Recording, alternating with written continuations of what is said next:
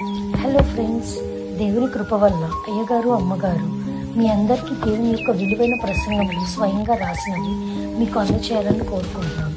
మా పుస్తకంలో సిలువ ధ్యాన ప్రసంగములు 83 ప్రసంగములు, క్రిస్మస్ ప్రసంగములు 50 ప్రసంగములు, బైబిల్లోని స్త్రీల ప్రసంగములు 72 ప్రసంగములు, మోషే సుఖోపవాస ప్రసంగములు 63 ప్రసంగములు.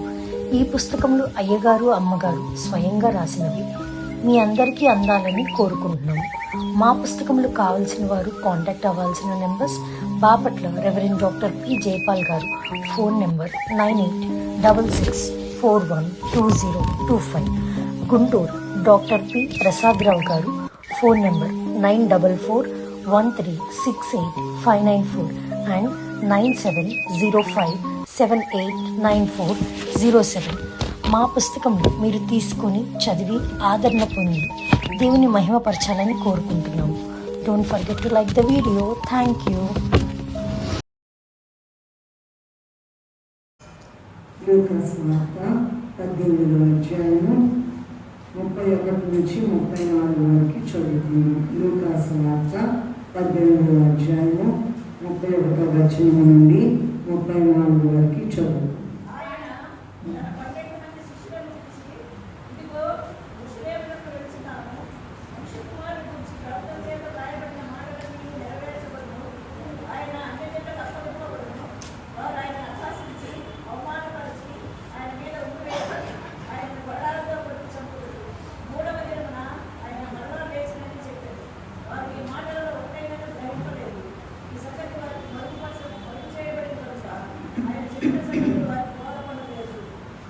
ప్రార్థన చేసుకున్నాం. చిన్న ప్రార్థన చేసుకున్నాం.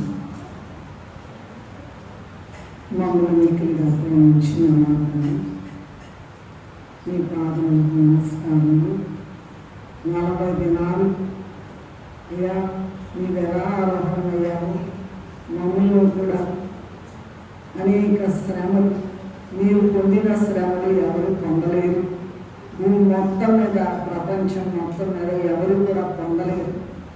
నేను ఊరికనే నువ్వు 100%, 200% శ్రమ పొందితే మేము 1% 2% ఉంది.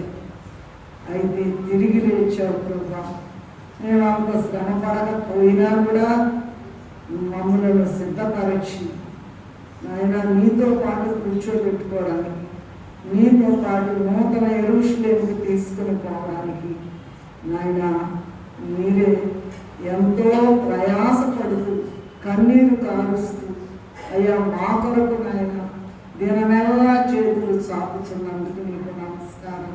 అయ్యా ఈ వాక్య సారాంశము నాకైతే ఏమీ తెలియదు, నా జ్ఞానం లేదు, యోగ్యత లేదు, పవిత్రత కూడా లేదు. అయినా కూడా నీ యొక్క మహాకృపను బట్టి నీ గొప్ప నాయన బంగారం కంటే వెండి కంటే గొప్పదైన నీ వాక్యము ధ్యానించే అర్హత నాకు లేకపోయినా మీరే దిగి వచ్చి మీ పిల్లలమైన మాతో మాట్లాడి మహిమను పొందమని వచ్చి వేసిన యేసయ్య అతి పరిశుద్ధ నామములో ఎంతో వినయంతో వేడుకొని ప్రార్థిస్తున్నాము తండ్రి. మరొకసారి చదువుకుందాము. నేను చదువుతాను. ఆయన తన 12 మంది శిష్యులను పిలిచి, ఇదిగో యెరూషలేమునకు వెళుచున్నాము. మనుష్య కుమారుని గూర్చి ప్రవక్తల చేత వ్రాయబడిన మాటలన్నీ నెరవేర్చబడును. ఆయన అన్యజనులకు అప్పగింపబడును. వారు ఆయనను అపహసించి అవమానపరిచి ఆయన మీద ఉమ్మివేసి ఆయనను కొరడాలతో కొట్టి చంపుదురు. 3వ దినమున ఆయన మరలా లేచినని చెప్పాను. వారు ఈ మాటలలో ఒకటైనను గ్రహింపలేదు. ఈ సంగతి వారికి మరుగు చేయబడిన గనుక ఆయన చెప్పిన సంగతులు వారికి బోధపడలేదు. ఈ దినము మన ధ్యానాంశం ఏంటంటే, ఇదిగో మనము యెరూషలేము వెళ్ళుచున్నాం. అందరు చెప్పండి. అందరం వెళ్తున్నామా? ఎక్కడ యెరూషలేము? ఏమ్మా, ఎక్కడ యెరూషలేము వెళ్తున్నాం? భూమి మీద ఉన్న యెరూషలేము కాదు, పరలోక యెరూషలేము. ఆయన యెరూషలేము భూమి మీద ఉన్నది మిడ్ పాయింట్లో బెత్లెహేం దగ్గర, ఆయన పుట్టిన దగ్గర పరలోక యెరూషలేము అనేటువంటిది అది చాలా గొప్ప అంతస్తు. ఏ మానవుడు కూడా వర్ణించలేడు. భూమి మీద ఉన్న ఏ మానవుడికి కూడా ఆ పరలోక మహిమను వర్ణించడానికి శక్తి చాలదండి, ఎవరు వర్ణించలేదు. అయితే అక్కడికి తీసుకెళ్ళడానికి అయ్యా ఒకటో తరగతో, రెండో తరగతో, మూడో తరగతో చదవండి అంటే అది కూడా మనకి చేత కాదు. ప్రభు 100కి 100 అటువంటి గొప్ప శ్రమలు పొంది, భయంకరమైన శ్రమలు పొంది మరి మనం యెరూషలేము వెళ్తున్నామని చెప్తున్నారు. మీరందరూ కూడా జాగ్రత్తగా అటు ఇటు తిరగకుండా, ఇది చాలా గొప్ప వాక్యము. దయచేసి దేవదాసయ్య గారు రాసినటువంటి ఈ వాక్యాన్ని మనము ధ్యానములో తెలుసుకుందాం. ధ్యానములో మన ఆత్మకు అది దానిని మనం ఎలాగ అప్లై చేసుకోవాలో ధ్యానం చేసుకుందాం. మరి ఏంటంట, ఇదిగో మనం యెరూషలేము వెళ్తున్నాం. మీరు నాకు జవాబు చెప్పాలి. చివర వాక్యం అయిపోయే ముందు నేను అడుగుతాను, నిజంగానే యెరూషలేము వెళ్తున్నామా? అసలు వెళ్ళడానికి ఆశ ఉన్నదా? యెరూషలేము వెళ్తే ఏంటి, విషయం ఏమిటి అనేటువంటి మర్మమైన విషయాలు చెప్పడం దేవదాసయ్య గారికి చేత ఉంది. ఎవరు కూడా మండి పురుగులు చెప్పలేరు. అది ఎంత గొప్పోళ్ళు అవ్వచ్చు, ప్రెసిడెంట్ అవ్వచ్చు, సెక్రటరీ అవ్వచ్చు, ఇంకా ఎవరైనా కావచ్చు. ప్రభు చెప్పినటువంటి మర్మాలు పూర్తిగా తెలుసుకోవాలంటే ఒక దేవదాసయ్య గారికి చేతైనటువంటి మాట. మరి ఈ విషయం గురించి అనేక ప్రవచనాలు ఉన్నాయి. కానీ మరి యెషయా గ్రంథము 53వ అధ్యాయంలో మీరు చూసినట్లయితే, యెషయా గ్రంథము 53వ అధ్యాయంలో కొన్ని చదువుతారా మీరు? యెషయా గ్రంథము 53వ అధ్యాయం చదవండి కొంచెం.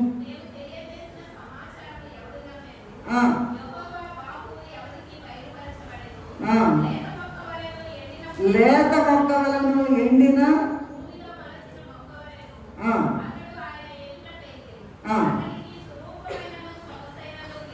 స్వరూపమైనను సొగసైనను లేదు,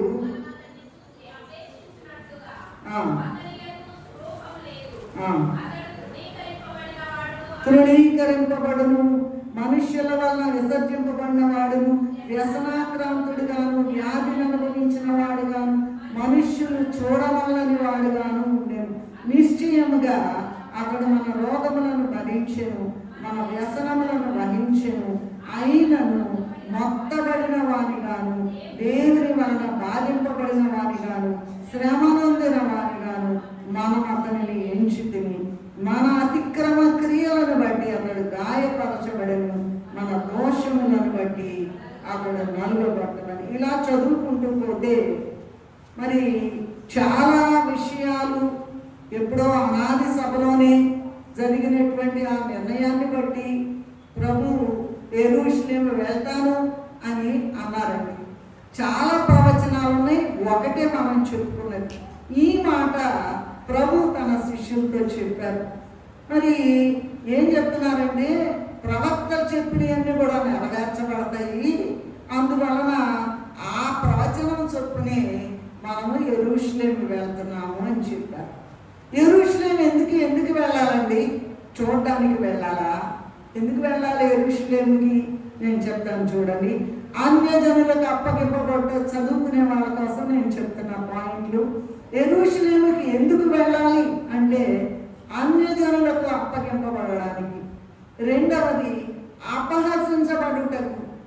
మూడవది అవమానపరచబడుటకు. నాలుగవది ఉమ్మి వేయించుకొనుటకు. ఐదవది కొరడాలతో కొట్టబడుటకు. ఆరవది చంపబడుటకు. ఏడవది మరణమును జయించి తిరిగి లేచుటకు. మళ్ళా ఒక్కసారి రిపీట్ చేస్తా. ఎందుకు వెళ్తున్నామని చెప్తున్నారు యేసయ్య? ఇదిగో మనం యెరూషలేము వెళ్తున్నామని చెప్తున్నాడు కదా. అసలు మనలో ఇంక్లూడింగ్ అందరూ కూడా చూస్తే ఒక్కడు కూడా యెరూషలేము వెళ్ళలేదు. వెళ్తున్నామని చెప్తున్నారు కానీ నీవు కానీ నేను కానీ యెరూషలేము వెళ్ళడం లేదు. ఎందుకంటే చూడండి, అన్యజనులకు అప్పగింపబడలేదు, అపహసింపబడటం లేదు, అవమానపరచబడటం లేదు, ఉమ్మి వేయించుకోవటం లేదు, కొరడాలతో కొట్టబడటం లేదు, చంపబడడం లేదు, మరణాన్ని జయించి తిరిగి లేవడానికి సిద్ధంగా ఉన్నామో లేదో నాకు తెలియదు. ఇదండి యెరూషలేము వెళ్ళటం అంటే. ఎందుకంటే ఇంకా మీ ఇష్టం వచ్చినట్టుగా, వాళ్ళు ఇష్టం వచ్చినట్టుగా, సాతాను ఇష్టం వచ్చినట్టుగా, అన్యజనులు ఇష్టం వచ్చినట్లుగా, ఎవరు పడితే వాళ్ళు ఇష్టం వచ్చినట్టుగా నలిపి పాడేస్తారండి. అందుకు అయితే దాని వలన మరణం వచ్చినా సరే వెంటనే తిరిగి లేస్తాము. అది యెరూషలేము వెళ్ళడం అనే దాంట్లో అర్థం అండి. ఎందుకంటే ప్రభువు సర్వమానవాళి రక్షణార్థమై యెరూషలేము వెళ్ళి అనేక శ్రమలు అనుభవించి చనిపోయి తిరిగి లేస్తానని చెప్పారు. మనము కూడా అనేక శ్రమలు అనుభవించి ఆయన అడుగుజాడల్లో నడిచి చనిపోయి తిరిగి లేస్తామని ఈ వాక్యం యొక్క అర్థం. అంటే ఎలా లేస్తామండి? రాకడొస్తేనేమో సిద్ధపడితే, అంటే యెరూషలేము శ్రమను మనం కూడా అనుభవిస్తే రాకడొస్తే డైరెక్ట్గా వెళ్ళిపోతాము. రాకడ ఆలస్యమయ్యి మన పోకడల ముందు వెళ్ళిపోయి చనిపోయామనుకోండి, తప్పకుండా ప్రభు వచ్చినప్పుడు తిరిగి లేచి రాకడప్పుడు మనలను మధ్యాకాశానికి తీసుకుని వెళ్తారు. అంటే మొత్తం మీద యెరూషలేము వెళ్ళుచున్నాము అంటే శ్రమలు అనుభవించటకు మాత్రమే వెళ్తున్నామని. మళ్ళా చెప్తాను ఈ మాట. యెరూషలేము వెళ్తూ ఉన్నాము అంటే ఇందాక చెప్పిన 7 పాయింట్లు కాకుండా శ్రమలు ఎంత పీక్ స్టేజ్కి వెళ్ళిపోతాయో అంత శ్రమలు మరి అనుభవించడానికి యెరూషలేము వెళ్ళాలి. రైట్. మరి అసలు మనుషులు ఏమనుకుంటున్నారండి? నేను అడుగుతానని చెప్పాను కదా మిమ్మల్ని చివరిలో. మనుషులు ఏమనుకుంటారంట? మనుషులు ఈ లోకంలో వీళ్ళకి శ్రమ అక్కర్లేదంట, బాధ అక్కర్లేదంట, కష్టం అక్కర్లేదంట, నష్టం అక్కర్లేదంట, ప్రభు పని చేయక్కర్లేదంట, ఆశీర్వాదం దీవెన పొందక్కర్లేకుండా, ఇవన్నీ లేకుండా ఆశీర్వాదం దీవెన పొందాలి. మళ్ళా రిపీట్ చేస్తాను, చాలా కష్టమైన సబ్జెక్ట్ ఇది. దేవదాసయ్య గారు రాసినటువంటి మాటలు. ఈ మనుష్యుల సంగతి ఏంటంటే ఈ లోకంలో మనందరి మాట ఇది, మనందరికీ అప్లై చేసిందన్నమాట. శ్రమ అక్కర్లా, బాధ అక్కర్లా, కష్టం అక్కర్లా, నష్టం అక్కర్లా, ప్రభు పని చెయ్యక్కర్లా, అసలు ఏం చేయక్కర్లా, ఆశీర్వాదం దీవెన మాత్రం తేరగా కావాలి. దేవదాసయ్య గారు ఏం చెప్పారంటే తేరగా పరలోక రాజ్యము లేదు అని చెప్పారు. మరి ఇక్కడ సుఖంగా వీళ్ళ దృష్టి ఏంటంటే, మనుషులు అనుకునేటువంటి వాళ్ళ భావన ఏంటంటే ఇక్కడ భూమి మీద సుఖంగా ఆనందంగా దించి బాగా జీవించి ఎక్కడ పోతే పోయిందిలే, అనవసరం మనకి, ఇక్కడ బాగా ఉంటే చాలు. ప్రియమైన దేవుని విశ్వాసులారా, ఇది ప్రారంభం మాత్రమే. ముగింపు మరణము. తరువాత ప్రభు దగ్గర వెళ్ళి ఆయన యొక్క సింహాసనం పక్కన కూర్చోబడ్డం, అది గొప్ప రిజల్ట్ అన్నమాట. అసలు విషయం యెరూషలేము అందుకు వెళ్ళాలి, అంతేగాని వీళ్ళు అనుకునేటువంటి శ్రమక్కర్లా, బాధక్కర్లా, కష్టమక్కర్లా, నష్టమక్కర్లా, మరి ప్రభు పని చేయక్కర్లా, రోజు రానక్కర్లా. ఇది వాళ్ళు చాలా మంది మానేశారుగా. అక్కర్లా రానక్కర్లా, కానీ తేరగా ఆశీర్వాదం కావాలి, మరి దీవెన కావాలి. అంటే నరకానికి వెళ్ళినా పర్వాలేదన్నా. దేవుని ఎరుగని వారు ఈ లోకంలో చాలామంది ఉన్నారు. వాళ్ళందరి యొక్క ఆలోచన, లోకస్తుల యొక్క ఆలోచన ఇది. లోకస్తుల ఆలోచన ఈ విధంగా ఉంది.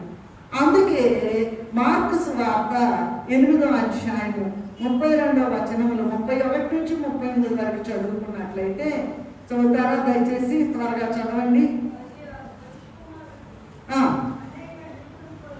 అనేక హింసలు పొంది ప్రధాన యాజకుల చేతను శాస్త్రుల చేతను చంపబడి తిరిగి లేచినని చెప్పాను. రైట్, చాలండి.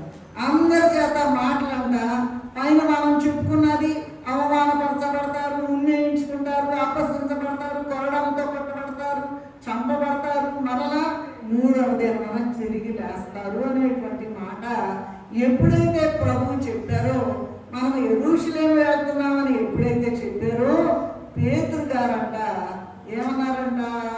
ఇప్పుడు మనం 8:31 నుంచి 33 వరకు ఆయన అప్పుడు అన్నాడంట. పేతురు గారు అన్నారంట, అయ్యా ఎప్పుడు అలా అనొద్దయ్యా, నువ్వు చనిపోవటం ఏంటయ్యా, నీ మీద ఉమ్మేయటం ఏంటయ్యా, నిన్ను అపహసించడం ఏంటయ్యా, నిన్ను కోడాలతో కొట్టడం ఏంటయ్యా, అయ్యా మరి నువ్వు మరి మరణం పొందడం ఏంటయ్యా, చంపబట్టడం ఏంటయ్యా, అది నీకు దూరమగుగా. కానీ పేతురు గారు ప్రభువుని గద్దించినట్లుగా మనము ఎక్కడ మార్కు సువార్త 31 నుంచి 33 వరకు చదువు. మరి పేతురు గారు గద్దిస్తే వెంటనే ప్రభు అన్నారంట, ఆయన తన శిష్యుల వైపు చూచి సాతానా నా వెనుకకు పొమ్ము. చాలమ్మా ఏమంటున్నారంటే పేతురు గారు ఏమన్నారు? వద్దయ్యా, నీ మీద ఉన్నటువంటి ఎంత గొప్ప దేవాది దేవుడు అయితే, రాజాది రాజు అయితే, ప్రభువుల ప్రభు అయితే నీ మీద ఉన్నటువంటయ్యా, నిన్ను హింసించడం ఏంటయ్యా, నిన్ను అవమానపరచడం ఏంటయ్యా, నిన్ను కోడాలతో కొట్టడం ఏంటయ్యా, నిన్ను చంపడం ఏంటయ్యా అని గద్దించాడు మన పేతురు గారు. ప్రభు ఏమంటున్నారంటే వీళ్ళందరి వైపు చూపి, సాతానా నా వెనుకకు పొమ్ము, నీవు మనుష్యుల విషయాలు మాత్రమే తెలుసు కానీ దేవుని విషయాలు నీకు అనవసరము, నీకు అక్కర్లేదు అని పేతుని గద్దించినట్లుగా ఉన్నదండి. కనుక ఇప్పుడు మన పాఠ్యాంశం ఏంటండి, ధ్యానాంశం ఏంటండి? మనము వెళ్తున్నామా? అసలు ఆ లైన్లో ఉన్నామా? అసలు ప్రారంభించామా? ఒక అడుగల్లా నడిచామా? మధ్యలో ఉన్నామా? అసలు మొదలు పెట్టలేదా? ప్రతి ఒక్కరు కూడా యెరూషలేము వెళ్ళాలి. ఎలా వెళ్ళాలి అంటే సిద్ధపడిన వాళ్ళే వెళ్ళాలి. ఎలాగా?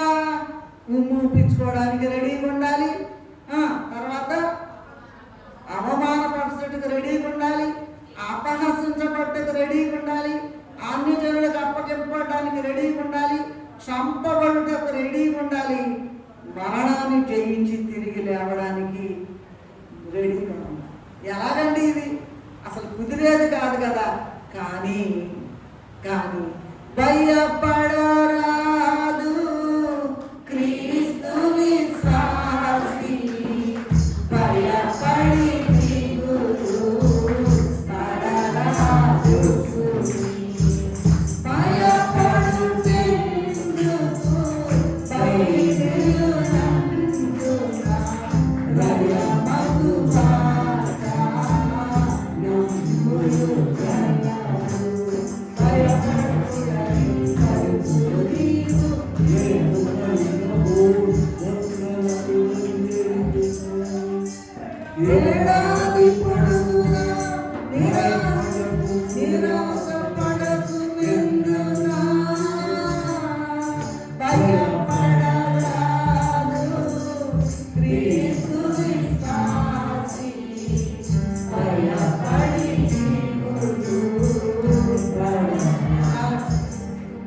ఎవరైతే పెండ్లి కుమార్తె వరుసలో ఉండాలనుకుంటున్నారో సరే అది తీసేయండి. దాంట్లో 3 వరుసలు ఉంటాయి. 30 అంతల వరుస, 60 అంతల వరుస, 100 అంతల వరుస, ఇన్ని వరుసలు ఉంటాయి కదండి. ఇన్ని వరుసలు ఉంటాయి. కానీ 100 అంతల వరుసలో వెళ్ళేవారే పెండ్లి కుమార్తె. ఈ పెండ్లి కుమార్తె వీటన్నిటికీ సిద్ధంగా ఉంటుందట. ఈ పెళ్లి కుమారుడికి సమానంగా ఎదగాలట. ఏం మాట్లాడినా నోరు మూసుకోవాలి, ఉమ్మి పూసినా నోరు మూసుకోవాలి, బూతులు తిట్టినా నోరు మూసుకోవాలి, ఏం చేసినా నోరు మూసుకోవాలి. ఎందుకంటే పెళ్లి కుమార్తెకు ఇవన్నీ భరించగలకపోతే రూపం రాదు కనుక పెళ్లి కుమారుని ప్రక్కన కూర్చోవడానికి అర్హత సాధించలేదు. మీరు ఎంతకాలం అన్నా జీవించండి, ఎంత గొప్పోళ్ళన్నా అవ్వండి, ఎంత పెద్ద చదువులన్నా చదవండి, ఎంత గొప్ప ఆస్తి అంతస్తులు హోదాలు ఉన్నాయండి, nobody will be fit unless he goes to Jerusalem. He or she. యెరూషలేము వెళ్తాం. చాలా చాలా చాలా హార్డెస్ట్ టాపిక్ అన్నమాట. ఎలా వెళ్ళాలండి యెరూషలేం? ఇక్కడ ఉందిగా ఫ్లైట్లో ఎక్కి 4 గంటలు 5 గంటలు వెళ్తే అది అయిపోతుంది. అలా కాదే, నూతన యెరూషలేము వెళ్ళాలంటే మరి దాన్ని కొలవలేకపోయారు. 7 ఆకాశాలు దాటాలి. అత్యంత సింహాసనం మీద కూర్చున్నటువంటి ప్రభు దగ్గరికి వెళ్ళి రాజు యేసు రాజునుగా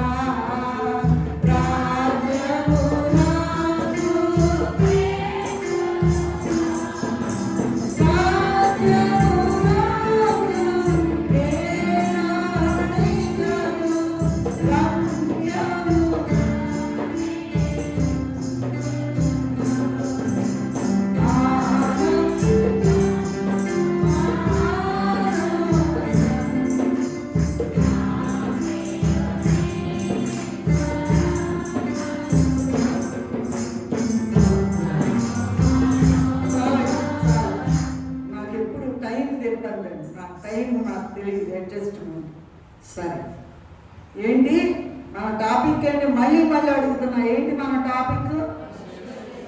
వెళ్తున్నారా? వెళ్ళే వాళ్ళ చేతులు ఎత్తండి. కాస్త వెళ్తున్నామండి అన్నవాళ్ళు. అబ్బో, 3ఏనా? 3 ఓట్లేనా? 3 ఫ్లైట్ టికెట్లేనా? ఎవరా? అయ్యో ఎంత ప్రమాదం. 4 ఇలా అంటే యెరూషలేము వెళ్ళడం అంటే చాలా చాలా చెప్పలేనంత ధన్యత. అయితే మనమేమో వెళ్ళలేము అనుకుంటున్నాము, చేతులు కూడా ఎత్తలేకపోతున్నాం. కానీ ప్రభు మాత్రం ఎలాగోలాగా చేతులు ఎత్తినా ఎత్తకపోయినా నిన్ను ఆనించుకుని మోసి నీ కష్టంలో, నీ శ్రమలో, నీ బాధలో, నీ ఇబ్బందిలో, నీ అవమానంలో, నీ మరణంలో కూడా పక్క నుండి ఎత్తుకుని మోసుకుని పోయి ఆయన ప్రక్కన కూర్చోబెట్టుకోవడానికి ఈ దినము మనకి ఈ వాక్యం ఇచ్చారు. ఇదిగో మనము యెరూషలేము వెళ్తాము. సో ఇప్పుడు చెప్పాను కదా, మనుషుల సంగతులు ఏంటి? అయ్యగారికి 4 అటెండర్లు ఉంటారు కాలేజీలో, ప్రిన్సిపాల్ కదా. అయితే ఒక ఆయన పొద్దాక ఒక ఆయన మాటలు వినబడతా ఉంటాయంట. ఏమంటాడంటే ఎవరు ఫోన్ చేసినా కూడా చెప్పే ఉంటారు, అయ్యగారు మీరు విని ఉంటారు, నాకు కూడా చెప్పారు, ఉండటానికి ఉంది, తినటానికి ఉంది, ఏ బాధ లేదు, చచ్చిపోయిన దాకా అంటాడంట. ఏమంటాడంట?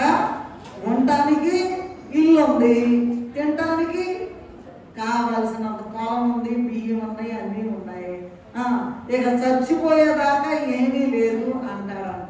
ఇదే నా బ్రతుకు? ఎంతవరకేనా? అసలైన బ్రతుకు చనిపోయిన తర్వాత ప్రారంభమవుతుందని మీకు తెలుసా? అసలైన బ్రతుకు ఇది కేవలము కూడా నరుని యొక్క వేషం మాత్రమే. ఇది కేవలం ఒక డ్రామా మాత్రమే, అంతకన్నా ఏం లేదు. బాగానే ఉంటారు, సడన్ గా చనిపోతారు. ఎవరైతే ప్రభువులో ఉంటారో ఏమేమి కుంటి సాకులు చెప్పుకొని అదేంట్లే ఇదేంట్లే బాగాలేదులే దిగాలేదు పాటలు పాడండి, ప్రార్థన చేయండి, 45 దినాలు రండి. ఎవరో అందరికీ ఒక్కొక్క సాకు ఉంటుందండి, సాకు ఉంటుంది. కానీ ఆ సాకులన్నీ తీసి అవతల పెట్టి ఎంత కష్టమైనా, ఇదిగో మన ఎదురుగా ఆ చీరాల కాలేజీలో ప్రొఫెసర్ గారు వాళ్ళు ఆ పాప ఉండి చూసారా, పేరేంటో డాన్స్ వేసింది. వాళ్ళు వెళ్తేనే మాకు చాలా బాధేసి, అయ్యా పొద్దున కూడా అనుకున్నాం వాళ్ళు ఆ ప్రొఫెసర్ గారు వాళ్ళు వస్తే బాగుంటుంది, అయ్యా ఎంతో విశ్వాసంతో ఉండేవాళ్ళంటే ఇది వచ్చేది చూడండి. అమ్మ నిలబడతారు ఒక్క నిమిషం, దయచేసి ఒక్క నిమిషం నిలబడారు. ఎందుకంటే వారు చీరాల ఇంజనీరింగ్ కాలేజీలో ప్రొఫెసర్గా చేస్తున్నారు. చూడడానికి మాత్రం చాలా సింపుల్. కూర్చోండి అమ్మా, థ్యాంక్ యూ. కనుక ఏంటంటే మాటలు కాదు, చాలా దూరం వెళ్ళిపోయారంట. అలాగే అమ్మాయి పేరేంటి, పావని కూడా వాళ్ళు వెళ్ళిపోయారు. కానీ ఆశ కలిగి రావాలి. దేవుని దయగారు ఉన్నారు చూసారా, అందరికన్నా ఎక్కువ దూరం. ఎందుకని శ్రమ శ్రమ శ్రమ. మనుషులు మాత్రం ఇక ఇంతేనండి. మరి పరలోక సంబంధమైన విషయాలు ఏంటంటే,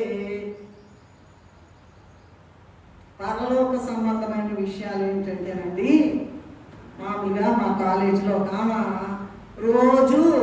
రోజు కాదండి, వారానికి ఒకసారి హైదరాబాద్ నుంచి వచ్చేది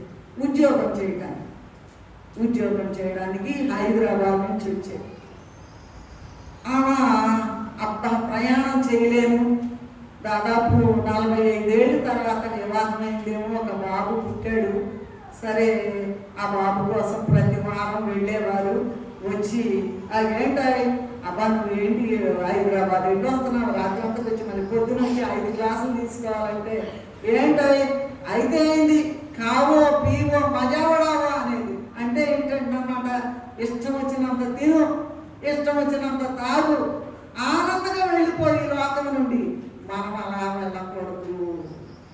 ఎలా వెళ్ళకూడదు. క్రైస్తవులని ప్రభువును వెంబడించేటువంటి గొప్ప సైనికులను, జయరాజు జెండా వెంట నడిచిన వాళ్ళను, సిలువ సైన్య వీరులను మనము. సిలువ అంటేనే శ్రమ, ఇవన్నీ ఉంటాయి. పంపించుకోవడం ఉంటుంది, కొట్టడం ఉంటుంది, ఏమండి అవమానపరచడం ఉంటుంది, బుద్ధులు తినడం ఉంటుంది, ఆఖరికి చంపినా కూడా ఇబ్బంది పడక్కర్లా. అందుకు యెరూషలేము వెళ్ళేది. సరే, ఇప్పుడు మనుషుల సంగతి చెప్పాను కదా, అయ్యగారు అటెండ్ సంగతి. సరే, ఇప్పుడు రెండవది ఏంటంటే పరలోక సంగతి ఏంటి? మనుషుల సంగతి ఏమో ఇలా ఉంది. మరంట వీళ్ళు అనుకుంటారంట కదా, ప్రభు యొక్క విషయాలు, పరలోక సంబంధం. వీళ్ళు ఏంటంటే ఇక్కడ బాగుంది, ఇల్లు ఉంది, వాకిలు ఉంది, తిండి ఉంది, వస్త్రాలు ఉన్నాయి, బంగారం ఉంది, మొత్తం ఉంది, ఏమి లేదు, బలము, బంధు వర్గ బలం చాలా ఉంది అనుకుంటారు. అదంటే అది ఇక మిగతా యెరూషలేము వెళ్ళక్కర్లా. ప్రభువు యొక్క బిడ్డలు ఏంటంటే, ప్రభువు నరుడుగా ఉన్నా కూడా మనవలే తిన్నారు, మనవలే త్రాగారు, మనవలే అలసిపోయారు, నిద్రించారు, ఆకలిగా ఉన్నారు. అయితే ఆయన దృష్టి అంతా కూడా పరలోక సంగతుల మీదే ఉండేదట. యోహాను సువార్త చదవనక్కర్లేదు, 11వ అధ్యాయం 35వ వచనంలో లాజరు సమాధి దగ్గర మానవుల్లాగా, మనిషిలాగా ఏడ్చారట, కన్నీళ్లు విడిచారు అని ఉన్నది. అలాగే యోహాను సువార్త 11:43లో లాజరు దేవుడంట మనిషిగానేమో కన్నీళ్లు విడిచారు చనిపోయినప్పుడు, దేవునిగా వచ్చినప్పుడు దేవునిగా ఎలా ఉన్నారంటే లాజరు బయటికి అధికారపూర్వకంగా. చచ్చిపోయిన వాళ్ళు లేస్తారంటండి, ఏమా ఎంత కొట్టినా లేస్తారా? లే అంటారు. ఈయనకి ఎంత అధికారం ఉందండి.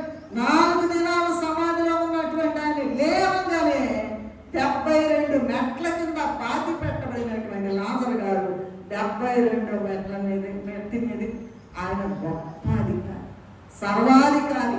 భూమి అయిందే, మరి సముద్రం అయిందే, మరి ఆకాశం అయిందే, సర్వాధికారి ఆయనదే. ఆయన లేకుండా ఏది కూడా కలుగలేదు, సమస్తము ఆయన ఏమంటున్నారు? మామూలుగా మనిషిగానేమో ఏం చేశారు అమ్మా? కన్నీరు విడిచారు. అరే చనిపోయారు కదా, ఎప్పుడు వాళ్ళ దగ్గరికి వెళ్ళేవాళ్ళు కదా. కానీ దేవుడుగానేమో ఒక్క మాటలో చనిపోయిన లాజరు బయటకు రానేటప్పటికి ప్రేత వస్త్రములు కట్టుకున్నవాడై వచ్చి బయట కనపడేటప్పటికి అందరూ కూడా గడగడ మునిగిపోయారట. ఎందుకంటే దేవత్వం యొక్క పరిపూర్ణత ఆయన యందు. త్వరగా చదివితే బాగుంటుందండి. సర్వ పరిపూర్ణత క్రీస్తునందు నివసించుచున్నాడు. మొత్తం అండి ఆయన నరుడే కానీ మొత్తం కూడా దేవుడు. నరుడు మానవుడు దేవుడు. అందుకని పరలోక సంగతులు ఏంటంటే ఆయన ఇక్కడ ఏ పని చేస్తున్నా సరే దృష్టి అంతా పరలోకం మీదే. మనకు మాత్రం లేదండి. ఎందుకు లేదు? కూర సరిగ్గా ఉడికిందా లేదా, స్టవ్ ఆపేసేనా లేదా, పిల్లలు ఎట్టున్నారో, వదిలిపెట్టేస్తే స్కూల్కి వెళ్ళారు, ఇదే కావండి. అట్లా ఉన్నవాడు యెరూషలేము వెళ్ళరు గాక వెళ్ళరు. యెరూషలేము వెళ్తున్నామని చెప్పారు. చూడండి రోమీయులకు రాసిన పత్రిక 1 అధ్యాయం 7వ వచనంలో ఏముందంటే, ప్రభువు ఆయన యొక్క శరీరాన్ని బట్టి దావీదు సంతానంగాను మృతుల్లో నుండి లేచుట ద్వారా దేవుని కుమారునిగాను ఆయన రుజువు చేసుకున్నారట. కనుక ఆయన మానవునిగా భయంకరమైన శ్రమలు అనుభవించి దేవుడు తనకు అప్పగించిన పనులు అన్ని కూడా చేసి సమస్తము ముగించానయ్యా అని సమాప్తం అని చెప్పారు. సిలువలు అన్ని ముగించి సింహాసనాన్ని అధిరోహించారట. అదేమో పరలోక సంగతులు. మనుషుల సంగతులు ఏంటి?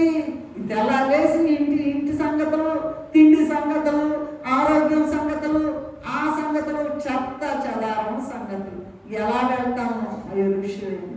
భూలోక యెరూషలేము గురించి కాదు నేను మాట్లాడేది, పరలోక యెరూషలేము గురించి మాట్లాడుతూ ఉన్నాం. కనుక ఇక్కడ ఏంటంటే అసలు ఏం చేయాలండి?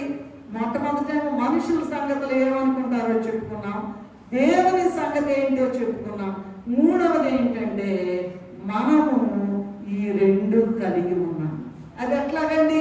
మనం మనుషులం కదా, ఈ రెండు ఎలా కలిగి ఉంటామని మీరు అనుకోవచ్చు. కానీ ఆదికాండ గ్రంథము 2వ అధ్యాయం 7వ వచనంలో దేవుడట నేల మట్టితో మానవుని చేశాడట. కనుక మనం అందరం కూడా నరులము, మానవులము. అలాగే ఆయన తన జీవవాయువును ఊదడం ద్వారా జీవాత్మను మనలో పెట్టాడంట. ఆ జీవాత్మే మనల్ని బ్రతికింప చేస్తూ ఉన్నాడు. తెలుసా? ఉత్తమరులంగా ఉంటే ఎప్పుడో మట్లో పడేసి ఎండిపోయి ఎముకలన్నీ బయటపడేయండి. అట్లా కాదు. ఆయన యొక్క జీవాత్మను ఊదగా మనము జీవులంగా ఆయన యొక్క జీవాత్మ మనలో ఉన్నది కనుక మనం జీవిస్తూ ఉన్నాం. మనమేమనుకుంటున్నామంటే ఇదే బ్రతుకు అనుకుంటారు. కాదండి, ఇది కేవలము వేషము మాత్రమే, డ్రామా మాత్రమే. చూడండి సామెతల గ్రంథం 20వ అధ్యాయం 27వ వచనంలో ఏముందంటే, నరుని ఆత్మ యెహోవా పెట్టిన దీపము. నరునికి ఆత్మ లేకపోతే మనిషి లేడు. ఇక ఆత్మ లేకపోతే మనిషి లేడు. మరి ఎలాగా? ఆయన నరుని చేశారు, ఆత్మ పెట్టారు, ఆత్మ వలన జీవిస్తూ ఉన్నాడు. ఆత్మ దాన్ని దయచేసిన దేవుని దగ్గరికి వెళ్తే మనిషి is nothing, man is nothing. ఇకేమీ లేదండి. మరి ఎట్లా? ఇక అయిపోగానే అందుకేనండి 100 ఏళ్ళు, 70 ఏళ్ళు, 80 ఏళ్ళు అన్నారండి. నువ్వు 105 ఏళ్ళు, వీళ్ళ నాయనమ్మ గారంట 105 ఏళ్ళు బతికినా, అయ్యగారు నాయనమ్మ గారు. కనుక ఎన్నేళ్ళు బతికినా ఎక్కడెక్కడే పరలోకం వెళ్తామా లేదా? నూతన యెరూషలేము దిగి వచ్చుచున్నది, పెండ్లి కుమార్తె వలె మహిమతో ఉంది. స్వర్గమునందున్న దేవుని యొక్క నుండి నూతన యెరూషలేము దిగి వచ్చుచున్నది.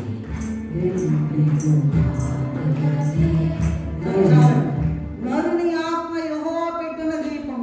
ప్రసంగి గ్రంథంలో ఏముందంటే పద్దాకాయ గారు చెప్తారు 12వ అధ్యాయం 7వ వచనంలో, మన్నైనది వెనుకటవలనే మంటికి చేరును, ఆత్మ దాని దయచేసిన దేవుని యొద్దకు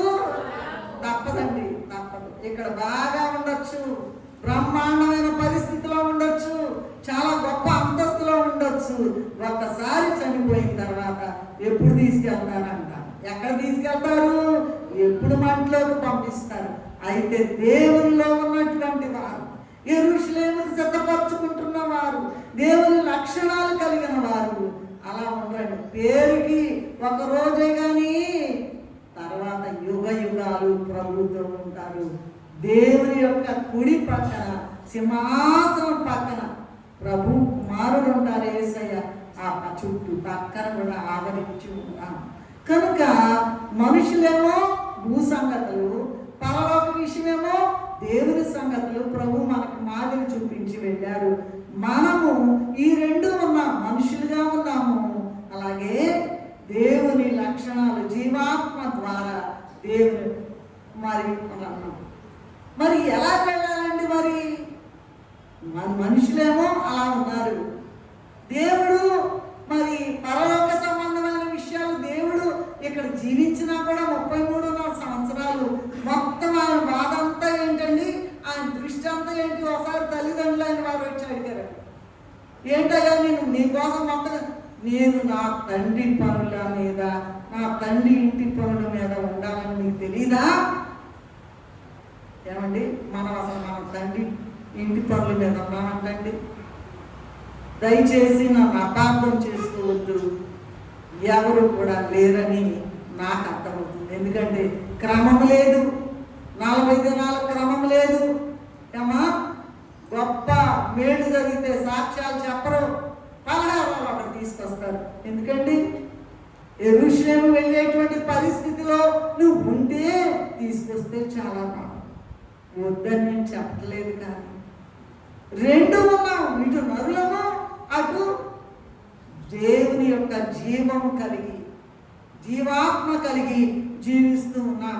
అందుకే అసలు ఇక్కడ రహస్యం ఏంటంటే, ఆత్మ సంబంధమైన విషయాలు భూలోకంలో ఉండి ఆత్మ సంబంధమైన విషయాలు ఎవరైతే పూర్తిగా కలిగి ఉంటారో వాళ్ళే యెరూషలేము వెళ్తారు. మనం యెరూషలేము తర్వాత చూసినట్లయితే, ప్రభు యొక్క శిష్యుల యొక్క జీవితాలు చూసినట్లయితే నరకబడ్డారు. హెబ్రీ పత్రిక 11వ అధ్యాయంలో ఉన్నట్లయితే విశ్వాస వీరుల లిస్ట్ ఉందండి. ఆ లిస్టులో మనం ఉన్నామా? చూసుకోండి ఎంత భయంకరంగా చనిపోయారు. అయితే ఆ చనిపోవడం అనేటువంటిది పెద్ద ఇబ్బంది కాదు, కానీ వారు ఏమనుకోవాలి? ఎట్లయినా సరే యెరూషలేము చేరాలి అనేటువంటి మాట. కనుక ప్రకటన గ్రంథము 3వ అధ్యాయం 21లో మరి ఎలా వెళ్ళాలయ్యా? ఎలా వెళ్ళాలి? మరి ఇక్కడ ఉన్నా కూడా దేవుడు అన్ని కూడా పరలోక సంబంధమైన విషయాల మీద దృష్టించారు కదా. అంటే నేను జయించి నా తండ్రితో కూడా ఆయన సింహాసనం నందు కూర్చుండి ఉన్న ప్రకారము జయించు అని నాతో కూడా నా సింహాసనం నందు కూర్చుండనిచ్చేదని చెప్పారు. అందువల్ల ఎవరైతే ఆయన వలె అనేక శ్రమలు అనుభవించి ఆయన మార్గంలో నడుస్తారో వారిని తన సింహాసనం మీద కూర్చోబెట్టడానికి సిద్ధంగా ఉన్నారు. ఇంకొక మాటలో చెప్పాలంటే, పెళ్లి కుమార్తె సిద్ధపడాలంటే, పెళ్లి కుమార్తె అంతస్తుకు సిద్ధపడాలంటే భయంకరమైన శ్రమల ద్వారా వెళ్ళాలి. ఒక చిన్న ఉదాహరణ చెప్తా. ఏంటంటే, ఈ స్థితికి రావాలంటే ఎలా చేయాలండి? ఒక కలెక్టర్ గారు ఉన్నారండి. ఊరిన పండుగ నిద్రపోతుంటే కలెక్టర్ ఉద్యోగం వచ్చిందంటండి. ఒక మంత్రిని తీసుకోండి, ఎంత చేస్తారో, ఎంత ఇన్ని డబ్బులు ఖర్చు, రాష్ట్రంతా ఒక మంత్రి, ఒక ప్రెసిడెంట్, రాష్ట్రపతి, ప్రధానమంత్రి, వీళ్ళందరూ కూడా ఊరికినే ఉద్యోగాలు వచ్చినాయి అంటండి. ఏమా ఊరికి మట్టిలో కలిసిపోయేటువంటి మనుషులు ఈ ఉద్యోగాలు, వీటికే ఎంత ప్రిపరేషను. కలెక్టర్ అవ్వాలంటే ఐఏఎస్, గ్రూప్ 1 సర్వీసులు నేను కూడా ఇచ్చి, అయ్యగారు కూడా గ్రూప్ 1 పాస్ అయ్యారు. అయితే విషయం ఏంటంటే, ఇవన్నీ పక్కన పెట్టి ఏం చేయాలి? యెరూషలేము వెళ్ళాలి. ఎట్లయినా సరే ప్రభు సన్నిధిలో యుగ యుగాలు ఉండాలి. దానికి చెప్తున్నారు, మనం యెరూషలేము వెళ్తున్నామయ్యా అని శిష్యులకు చెప్తున్నారు. ఈ దినం మనం కూడా చెప్తూ ఉన్నారు.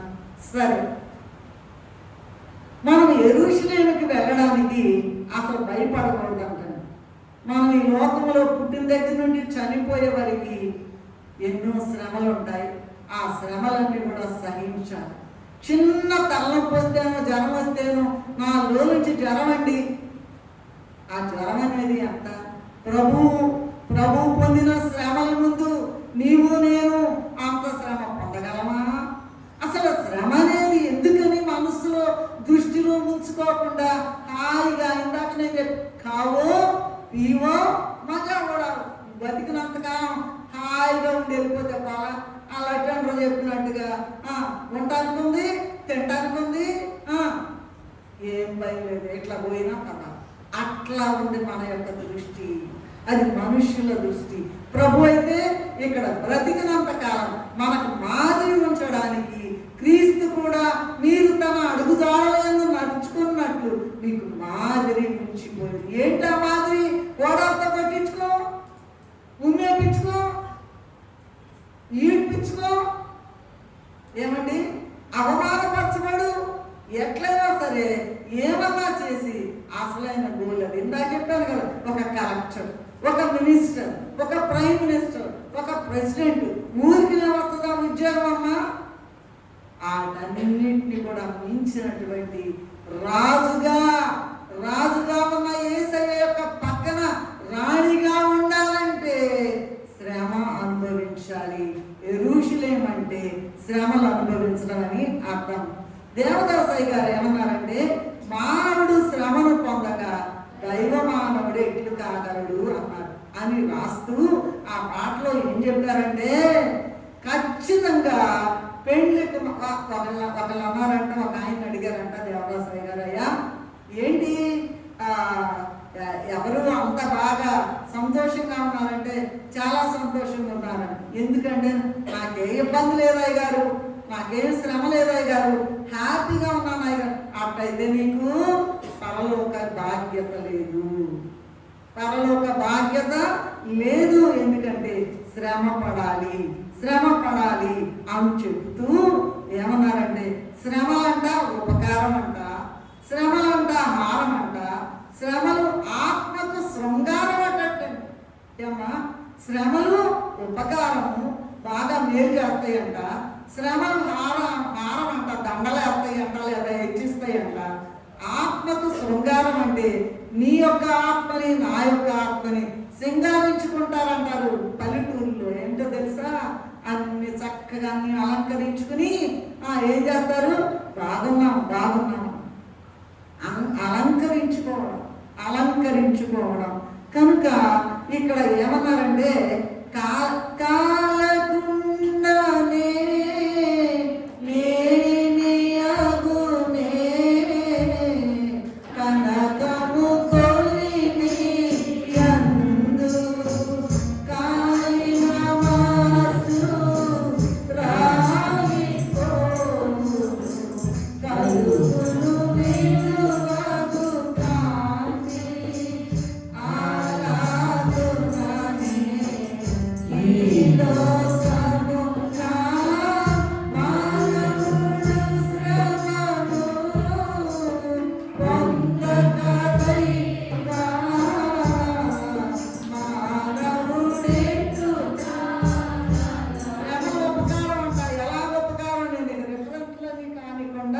మామూలుగా చెప్పేసుకుంటా పోతాను.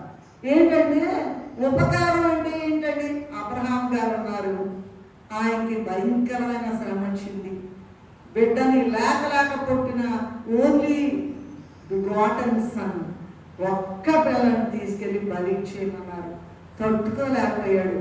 ఆ శ్రమలోనంట జాగ్రత్తగా వినాలి, అందరూ జాగ్రత్తగా వినాలి. మళ్ళీ అడుగుతా, యెరూషలేము ఇప్పుడు వెళ్తున్నామా లేదని అందనాడు. ఆ భయంకరమైన శ్రమలోనంట మరంట అబ్రహాం గారంట విశ్వాసం నేర్చుకున్నాడంట. ఎందుకని? అసలు సంతానం లేదు కదా, లేకముందే చెప్పావు కదా, ఇదిగో మరి నీ యొక్క సంతానం ఇస్రాయేలులాగా చేస్తానన్నాడు కదా, నక్షత్రాల్లాగా చేస్తానన్నాడు కదా. ఎట్లయినా చేస్తాడు.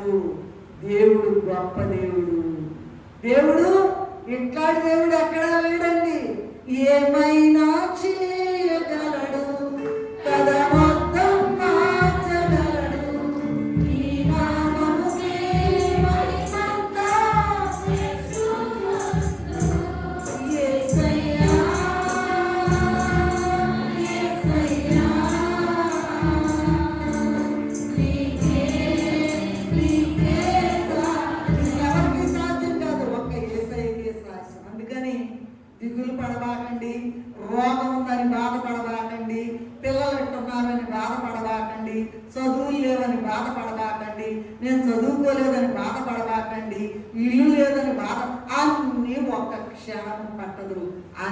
వచ్చేస్తాయి. ఎందుకని? యెరూషలేము వెళ్ళకపోతే నీ యొక్క ప్రభు యొక్క ఏర్పాట్లో నువ్వు ఉన్నట్లయితే ఖచ్చితంగా వస్తాయి. అయితే సమయం కావాలి. తగిన సమయమందు ఆయన మిమ్మల్ని హెచ్చించినట్లు ఆయన బలిష్టమైన చేతి కింద దీన మనస్కులే. ఏంటయ్యా ఇంకా రాదేంటయ్యా, పిల్లలు పుట్టలేదంటయ్యా, ఉద్యోగం రాదేంటయ్యా, అదేంటయ్యా, ఇదేంట. నువ్వెవరు మాట్లాడడానికి, నేనెవరు మాట్లాడడానికి? నాకేం అధికారం ఉంది? ఆయన చేతిలో కొండను చేసిన వాడినంట. వింటున్నారా? కొండను చేసిన వాడినంట. అసలు కొండకి అధికారం ఉందా? ఏంటిట్ట చేసామని అడగడానికి. మనం కొండ పెంకులమే, మన అందరం పెంకులమే. అయితే సర్వాధికారి ఆయన, నిన్ను నన్ను చేసింది ఆయనే. యెరూషలేము వెళ్ళాలి, శ్రమలు అనుభవించాలి. సో ఈ అబ్రహాము గారంట ఉపకారం అన్నదానికి అనుకున్నాం కదా. అబ్రహాము గారు పుట్టిన బిడ్డని దేవుడు బలి అన్నప్పుడు అంట ఆయన విశ్వాసం పెరిగి విశ్వాసులకు తండ్రి అయిపోయాడంట. ఎవరైనా ఈ భూలోకంలో చనిపోతే వెళ్ళిపోయి అబ్రహాము రమ్మున అనుకుంటారంట. అంత గొప్ప ధన్యత ఎవరికి వస్తుంది? ఇది ఉపకారం కాదా? తర్వాత చూసినట్లయితే మరి యాకోబుకి చాలా గొప్ప శ్రమ వచ్చింది. ఎంత గొప్ప శ్రమ వచ్చిందో అంత దీవెన వచ్చింది. వెళ్ళేటప్పుడేమో బేతేలు అనుభవం, వచ్చేటప్పుడేమో పెనుయేలు అనుభవము. ఏమ్మా మరి నువ్వు దీవిస్తే కానీ నేను నిన్ను వదిలిపెట్టనంటే దీవించాడు. ఇస్రాయల్ ఒక కంట్రీ అయింది. మీరు తెలుగులో కానీ, జ్ఞానంలో కానీ, టెక్నాలజీలో కానీ ఏదైనా తీసుకోండి, Israel comes first in the whole world. అందరూ కూడా. ఎందుకంటే వాళ్ళు మన భారతదేశం అంత కాదు, చిన్న దేశం అది. ప్రభు యొక్క వాళ్ళు ప్రభువుని గుర్తించక ఆయన చంపివేసినందున అలాగ ఉన్నారు. అయితే వాళ్ళందరూ ఆయన they are this chosen people. వాళ్ళు తెలుసుకోవాలా. ఇప్పుడు అంట భయంకరంగా ఇబ్బంది పడతాం. అయితే ఆయన కొరకు 7 రాకడలు ఉన్నాయి తెలుసు అంటండి. మొదటి రాకడ మాత్రమే క్రిస్మస్ పండుగ, రెండవ రాకడ ఆయన వచ్చి వేస్తున్నారని ఎదురు. అయితే 7 రాకడలు ఉన్నాయి. ఎవరెవరైతే 1 మార్కులో పోతారో, 2 మార్కుల్లో పోతారో వాళ్ళందరూ తీసుకొచ్చి ఎట్లా పడ్డ కన్నీళ్ళు తుంచి మళ్ళీ మధ్యలో తీసుకెళ్తాడట. యెరూషలేముకి తీసుకెళ్తాడట. నమ్మకంగా ఉండండి, శ్రమ పొందడానికి సిద్ధంగా ఉండండి. ఎవరు కూడా 1వ తరగతి పరీక్ష రాయకుండా 2లోకి వెళ్తారంటమ్మా, 10వ క్లాసులకు వెళ్తారంటమ్మా, ఇంటర్మీడియట్ చదువుతారా, మెడిసిన్ చదువుతారా, ఇంజనీరింగ్ చదువుతారా, డాక్టరేట్లు చేస్తారా, పోస్ట్ డాక్టరేట్లు అవుతారా? ఎవరు పరీక్ష ఉంటుంది. నీకు పరీక్ష ఏంటంటే శ్రమే. అది యెరూషలేము వెళ్ళడం. యెరూషలేము అంటే శ్రమ అనుభవించడం. సో ఏంటంటే ఈ యాకోబు గారికి ఎంత శ్రమో అంత గొప్ప దీవెన వచ్చింది. ద్వితీయోపదేశకాండం ఈ రిఫరెన్స్ అవ్వండి. ద్వితీయోపదేశకాండం 33వ అధ్యాయం 29వ వచనంలో ఏముందంటే, ఇశ్రాయేలు నీ భాగ్యం ఎంత గొప్పది, యెహోవా రక్షించిన నిన్ను పోలిన వాడు. ఏమా ఇశ్రాయేలు? ఎవరి ఇశ్రాయేలు? యాకోబు పిల్లలే కదంటండి. 12 గుమ్మాలు అంటండి వాళ్ళ పేరు మీద. మరి అపోస్తలుల 12 పేర్ల మీద 12.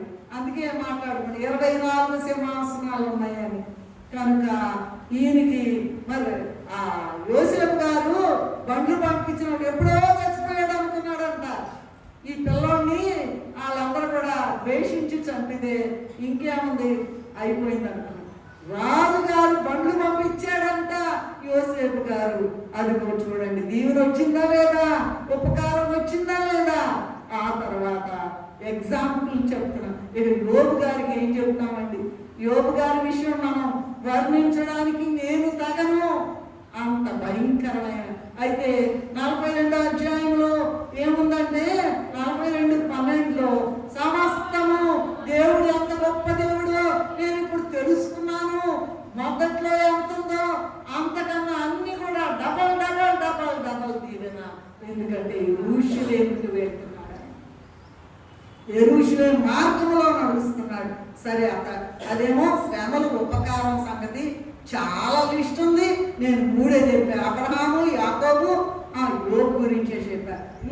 రెండవది ఏంటంటే శ్రమలే హారం అండి. ఆదికాండము 41వ అధ్యాయం 43వ వచనంలో ఏంటంటే ఈ యోసేపు గారికంట ముందేమో వంట వచ్చిందంట, పోతిఫర్ ఇంట్లో శ్రమ వచ్చిందంట, చెరసాల్లో వచ్చిందంట, చివరికి సింహాసనం వచ్చి వేసిందంట. అప్పుడంట 41, 43 చేస్తారా, చదువుతారా? హారం వేస్తారంటండి. చదవండి అమ్మ, త్వరగా తన రెండవ రథం మీద అతను తెగించను. ఆ. అప్పుడు వందనము చేయుడని వందల జనులు కేకలు వేసింది. అట్లు ఐగుప్తు దేశం అంతటి మీద అతను నియమించను. హారం అని ఉంటుంది చూడండి అమ్మ. అక్కడ 41వ అధ్యాయం 43 చదవండి. ఆదికాండం అమ్మా, ఆదికాండం. ఫరో తన చేతిలో తన ఉంగరం తీసి ఆ. యోసేపు చేతికి పెట్టి ఆ. సన్నపు నారబట్టలు అతనికి తొడిగించి ఆ. అతని మెడకు బంగారు గొలుసు వేసి వేశారా? హారం వేశారా? శ్రమలే హారం. మొదటేమో శ్రమలు ఉపకారం, రెండోది శ్రమలే హారం. ఇక తర్వాత షడ్రక మేషక అబేద్నెగో సంగతి చూడండి. శోధన చూడండి, ఎంత భయంకరమైన శోధన. అయితే వాళ్ళు ఏంటండి, దానియేలు గ్రంథం 3వ అధ్యాయం 27 నుంచి 30 వరకు చదువుతారా? ఎంత హెచ్చింపబడ్డారు. నలుగురుగా మేము మొక్కమయ్యా, నువ్వేమన్నా చేసుకో, మా దేవుడు మమ్మల్ని రక్షించడానికి సమర్థుడు, ఒకవేళ రక్షించకపోయినా సరే మేము మాత్రం నీకు మొక్కము అని వాళ్ళు అందం వలన వీళ్ళకి ఎన్ని హారాలు వచ్చినాయో. 4వ వాడిగా దేవుడే నీకు వచ్చేసాడంటండి. ఎంత గొప్ప ధన్యత. అసలు మనం అవి చెప్పుకుంటేనే ఎంత భాగ్యం అండి. మనం అసలు ఆ మార్గంలో లేకుండానే ఉంటూ ఉన్నాము. అది యెరూషలేము వెళ్ళేటువంటి గొప్ప అనుభవం అన్నమాట. ఇక దానియేలు గారి సంగతి అయితే మీరు చదువుకోండి, తర్వాత ఇప్పుడు టైం లేదు కానీ 3వ అధ్యాయం 27, 30 నుండి వరకు చూసినట్లయితే వాళ్ళట ఆ అగ్నిలో నుంచి ఆయన వాళ్ళని తీసి వాళ్ళ వాసన, అగ్ని వాసన కూడా లేదంట. అగ్ని వాసన అంటకుండా అబేద్నెగోతో ఉండిన దేవా అని పాట పాడుకుంటాం మనం. ఇక ఈ మన దానియేలు గారి సంగతి ఏం చెప్తారంటే 9వ అధ్యాయం 22, 23లో ఏం చెప్తారంటే ప్రార్థన చేయడం మొదలు పెడుతున్నాడంట దానియేలు గారు. సింహపు మోన్లో నుండి కాపాడాడు కదా. సింహాలంట నోరు తెరిస్తే ఎక్కడ చెడు వాసన వస్తాయోనని దానియేలు ప్రార్థన చేసుకుంటుంటే ఆ సింహాల భూమిలో నోరు మూసుకొని ఉన్నాయా. ఆయనతో పాటు అమ్మో దేవుని ప్రవక్త అని చెబుతూ దానియేలు గ్రంథం 9, 22, 23లో ఏముందంటే దానియేలు బహుప్రియుడు. నువ్వు బహుప్రియుడమైనందున నువ్వు ప్రార్థన చేయడానికి మొదలు పెట్టక ముందే గాబ్రియేలు దూత వచ్చేసింది. ఆ అనుభవం అనుకుందా? నిజంగా యెరూషలేము వెళ్తున్నావా ఏమా? యెరూషలేము వెళ్తున్నావా? చెప్పండి, నేను చెప్తా, చివరిలో అడుగుతా ఎంత. అప్పుడు చేతులు ఎత్తుతురు కానీ. సరే, 1 దశలోనికే రాసిన పత్రిక యోహాను చదువుతాం. యోహాను 16:33 ముందు చదువుతాం. లోకములో మీకు శ్రమ కలుగును అని ప్రభువు చెప్పారు.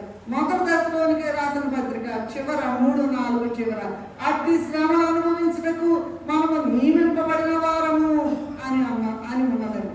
యెషయా గ్రంథము 49:13లో శ్రమ నొందిన తన జనుల యందు జాలిపడి వాడు ఓదారుస్తాడు అని ఉన్నది. కీర్తన గ్రంథం 34:19లో నీతిమంతునికి కలుగు ఆపదలను అనేకములు, వాటన్నిటిలోంచి యెహోవాని తప్పించు. కనుక ఇదేంటండి, యెరూషలేముకి వెళ్ళడానికి భయపడకూడదు. ఎందుకంటే ఎన్నో ఉపకారాలు, హారాలు, తర్వాత శ్రమల ఉపకారం, శ్రమలే హారం, శ్రమల ఆత్మకు ఒక్కొక్క ఆత్మ తీసామనుకోండి కనపడదుగా. ఆత్మ పోతే మనిషి ఉండడు. ఆత్మ చూస్తేనంట ఆత్మ వెలుగుతా వెళ్ళిపోతాంట. దేవుని దగ్గరికి వెళ్ళిపోయేటప్పుడు తగ మెరుస్తూ ఉంటుందంట. దేవుడు లేని వాళ్ళకేమో ఆత్మ పడుతూ లేస్తూ ఒక్క క్షణంలోనే నరకంలో వెళ్ళిపడిపోద్దంట. ఒకవేళ అయ్యా నేను వెళ్తాను అన్నా కూడా వెళ్ళడానికి లేదు. ఆత్మకు సిద్ధపాటు లేదు, యెరూషలేము అనుభవం లేదు. కనుక మరి యెషయా గ్రంథము 49:13 ఆయన వదిలిపెట్టడంట, ఎవరిని కూడా వదిలిపెట్టడంట. ఇది 4వ పాయింట్. 5వది ఏంటంటే శ్రమల వైపు చూడక, శ్రమల తరువాత ఉండే సింహాసనాన్ని చూడాలట. సామెతల గ్రంథము 24:10 ఏముందంటే శ్రమ దినమున నీవు కృంగిపోతే చేతగాని వాడవగుదు అని ఉంది. అలా ఉండకూడదు. హెబ్రీ పత్రిక 12:1-2 చూసినట్లయితే ఆయన తన ఎదుట ఉంచబడినటువంటి ఆనందము కొరకు, చదవండి త్వరగా, యేసు వైపు చూచుచు పందెములో ఓపిక, ఆనందం కొరకై అవమానము నిర్లక్ష్య పెట్టి సిలువను సహించి దేవుని సింహాసనమునందు, అది చూడండి ఎంత గొప్ప ధన్యతో చూడండి. పౌలు గారు చాలా అందరికన్నా ఎక్కువ చదువు పోళ్ళని డాక్టరేట్ ఉన్నాయంట పౌలు గారు. మొత్తాన్ని కూడా పక్కన చుట్టావతల బారేసాడు, సాప తీసి అవతల పడేసినట్టు. యేసు వైపు చూచుచు మన ఎదుట ఉంచబడిన పందెంలో ఓపికతో పరిగెత్తాలని పౌలు గారు చెప్తున్నారు. అలాగే ప్రభు కూడా అన్నారు 3:21 మరి ఆ సింహాసనాన్ని పొందడానికి శ్రమలను జయించాలి. ఏం జయించాలండి? మా పక్కన చెప్పండి, మేము కూడా నేర్చుకుంటామంటే శరీరాన్ని జయించాలి. ఈ మందిరం సంగతే చూడండి, వెళ్ళక్కర్లేదు, వాళ్ళు వెళ్ళిపోతే ఏమైనా కూర్చో అంటారు. ప్రార్థన చేయమన్నారు కదా, ఏముంది వాళ్ళు చేతుల్లో కూర్చో అంటారు. అబద్ధం చిన్న అబద్ధమేగా చెప్తే పర్వాలేదులే అంటే ఏం పర్వాలేదు, ఎన్ని అబద్ధాలు ఆడు ఏం పర్వాలేదు, ఏమవదు. మొదట్లోనే అంద కదా మీరు ఈ పండు దినమున చచ్చెదరని. ప్రతి దినము కూడా నీ జీవితంలో నా జీవితంలో తినవద్దన్న పండు నీ చేతిలో ఉంది, నీ చేతిలోనే ఉంది. తింటావో మాంటావో నాకు తెలియదు. కనుక ఈ ఎవరెవరిని జయించాలయ్యా అంటే శరీరాన్ని జయించాలి. మందిరానికి రావాలంటే ఇవాళ వెళ్ళపట్టలో కూర్చో అంటది.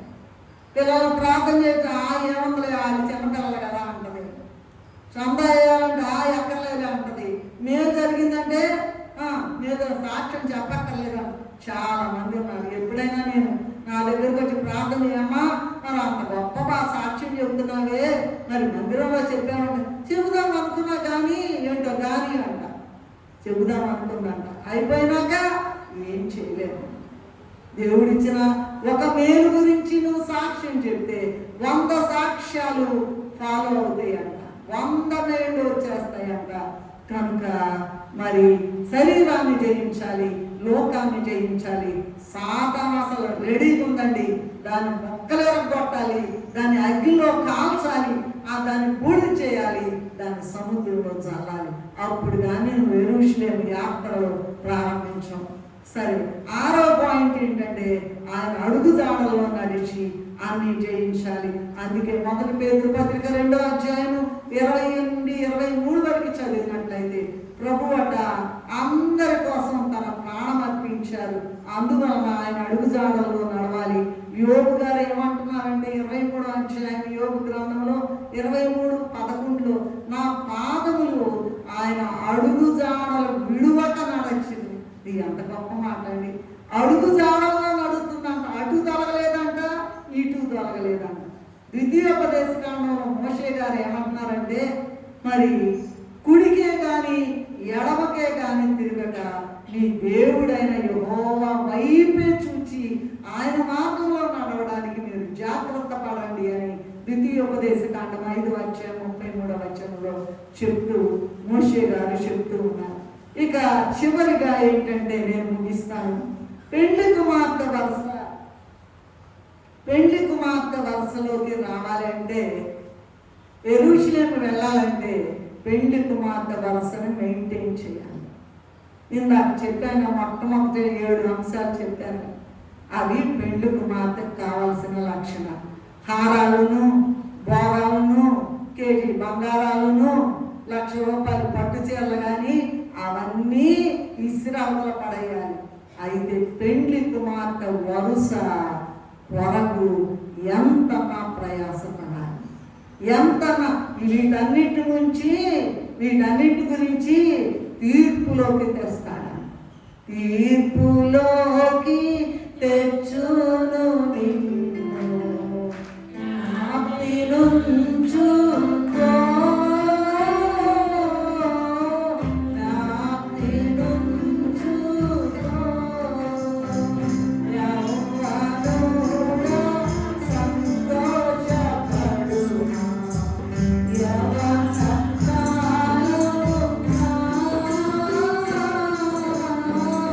అయితే నీటిని బట్టి తీర్పులోకి తెచ్చును నిన్ను. పెళ్లి కుమార్తె అంటే యవనంలోనే ఉంటారండి, ముసలోళ్ళు ముతకోళ్ళు కాదండి. ఈ యవన కాలంలో తొట్టుపడడానికి ఎన్నో ఉంటాయంట, ఎన్నో ఆటంకాలు ఉంటాయంట, ఎన్నో ఎన్నో ఎన్నో. అయినా కూడా యేసు వైపు చూచుచు ఈ పెళ్లి కుమార్తె మరి ప్రభు వచ్చినప్పుడు అంట 100 పంట జ్యేష్ఠుల సంఘంలో ఉండాలంటే ఆ టైంలో మేము వెళ్తాంలేండి బుద్ధి లేని కనుకలు అప్పుడు వచ్చిందంట. మా బుద్ధిలో నూనె అయిపోయింది. అప్పుడు వచ్చిందా నీకు? అలా కాదు, ముందుగానే ఎప్పుడో ఎప్పుడో మనం ఎరుగము కనుక బ్రతికుండంగానే బయలుదేరి పరమ గురుని దర్శనం చేతుమని గొర్రెల కాపర్ల దాంట్లో రాశారు. సరే కనుక 100 పంట లేదా జ్యేష్ఠుల సంఘంలో ఉండాలంటే ఆ టైంలో మరి ఎలా చేయాలి ఏంటనేది కాలకుండా మేలిని బంగారు అవ్వదు కనుక కాలాలి. ఎలా కావాలి? శ్రమలలో కాలాలి. ఆ శ్రమానుభవం తెలిసి ఉండాలి. ప్రభు ముందే చెప్పేశారండి, జరగబోయేదంతా ముందే చెప్పారు. అన్నీ తెలిసి కూడా ఇట్లా ఉమ్మేస్తారని, అవమానపరుస్తారని, కోడలతో కొడతారని, హింసిస్తారని, మేకులు పడతారని, మొలకీయటం పెడతారని, చంపేస్తారని ప్రభుకు ముందే తెలుసు. అయినా అన్నీ తెలిసి కూడా జయధ్వనులతో వెళ్ళారు. జయధ్వనులతో వెళ్ళారట. మన జీవితంలో కూడా ప్రతి అడుగులో కూడా జయము పొందాలి. అబద్ధాలు ఆడకూడదు, వ్యభిచారం చేయకూడదు, అక్రమమైన మాటలు మాట్లాడకూడదు, అనవసరంగా మాట్లాడకూడదు. ప్రతి దానికి కూడా తీర్పు ఉంటుంది, ప్రతి దానికి కూడా జవాబు చెప్పాలి. ప్రభు 21వ అధ్యాయం మత్తయి సువార్త 29వ దాంట్లో ఇన్ని ముందే తెలుసు ఆయనకి, దేవాది దేవుడు. ఆయన అక్కడ చంపేస్తారని తెలుసు. ఆయన 3వ దినం నేను తిరిగి లేస్తాను. మనము కూడా అట్టి శ్రమలను పొంది ఒక దినం వస్తుంది, నా ఈ శ్రమలన్నేం చేయలేదు, గొప్ప రాణిగా రాజు యేసు వచ్చునుగా రాణిగా నేను ఉంటాననేటువంటి మనం ఈ లోకం వారం కాదు. మన పౌరస్థితి పరలోకమందున్నది, అది చూడాలి కానీ ఈ లోకం వైపు చూడబాకండమ్మా. కల్వరి శిల్వ వైపు చూడకుండా పరలోక సింహాసనము ప్రభు అంట ఆయన సిలువ వేశారు కదా, రక్తం దారుగా కారిపోతుందంట. దీని సంగతి చూడలేదంటే ఎట్లా మేకులు బాధపడుతున్నాయి, భయంకరంగా పొడుస్తున్నారు, రక్తం నీళ్లు కారుతున్నాయి. అయినా అటు వైపు చూడకుండా ఎవరు ఓర్చుకోగలరండి? ఆయన మనకు మాదిరి చూపించాడు. మనకు వచ్చేటువంటి శ్రమలు ఏంటంటే 10 మార్కులయో 5 మార్కులు. ప్రభు 100 కన్నా 200 అంతలు ఆయన శ్రమ చేసి ఇదిగో మనం యెరూషలేము వెళ్తున్నామని చెప్తూ ఉన్నారు. కనుక మరి హెబ్రీ పత్రిక 12:2 ఉన్నట్లుగా ఆయన తన ఎదుట ఉంచబడిన ఆనందం కొరకు చదవాలి త్వరగా.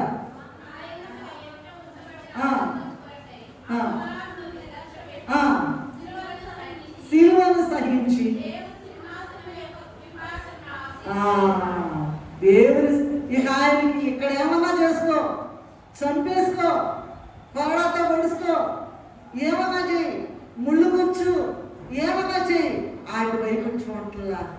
ఓర్పు ఓర్పు ఓర్పు, no turning back. I like to follow Jesus, no turning back అంట. వెనక్కి తిరిగే పని లేదు. ఏమైనా సరే, అవమానాలైనా, నిందలైనా, హింసలైనా, ముమ్మి అయినా, ఏదైనా, కొరడాలైనా, శ్రమైనా, ఈ శ్రమలన్నింటిలో ఏమనుకుంటున్నారు మీరు? ఎట్లా పడాలంటే ఆయన నీతో వచ్చేస్తాడు, నీతో పాటు నడుస్తాడు, ఆయన నిన్ను ఎత్తుకుని నడుస్తాడు ఆయన.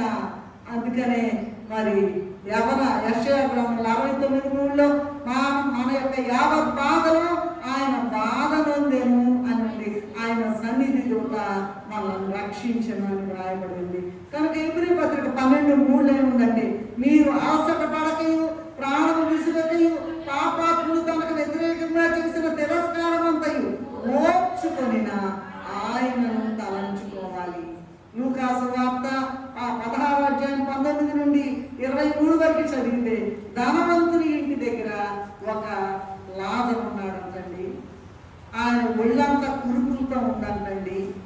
మరి ఈ లాజరంట శరీరం అంతా కురుకులు కలిగి ఆహారం లేకుండా శ్రమ పడుతున్నా కూడా, అయ్యా ఎట్లాగని నాకు కనీసం మేడలు, మెద్దలు, మరి బంగారం కాదు, కనీస సౌకర్యాలు, తిండి, బట్ట, ఇల్లు కదండి, గృహమే కదండి, తిండి, బట్ట, ఇల్లు, అంతేకాదు, ఇది కూడా లేదు. అట్లా ఉండి ఆయన యొక్క ధనవంతుని ఇంటి దగ్గర ఏరుకుని తింటూ, ఆ భయంకరమైన కురుపులు కుక్కల్లాగుతుంటే చూస్తూ, ఆ స్థితిలో అన్నిటినీ సహించి ప్రభు మాదిరిగా నోరు తెరవకుండా ఎక్కడికి వెళ్ళాడండి? అబ్రహాము రొమ్మున అనుకోవడానికి. ఏమా, మనకి ఇన్ని ఉన్నా కూడా మనము ఏమీ చేయలేకపోతున్నాం.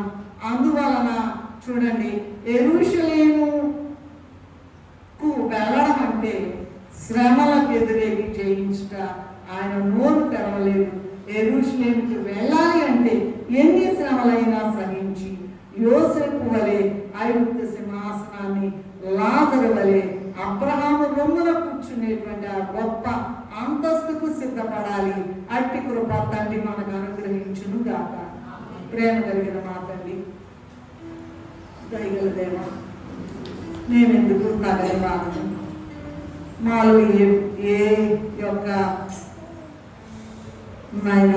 అర్హత లేదు, శ్రమలు పొందడానికి ఇష్టం లేదు. అయితే నీవు పొంది చూపించి ఈ భూలోకంలో బైబిల్ మిషన్ని నాయన ఒకటి స్థాపించి, నాయన మరి చాలా వృద్ధాప్యములు తల కింద పెట్టి, కాళ్ళు పైన పెట్టి, ఋషులు కూడా చేయలేనటువంటి గొప్ప నాయన గొప్ప ఫీట్స్ చేసి అయ్యారు.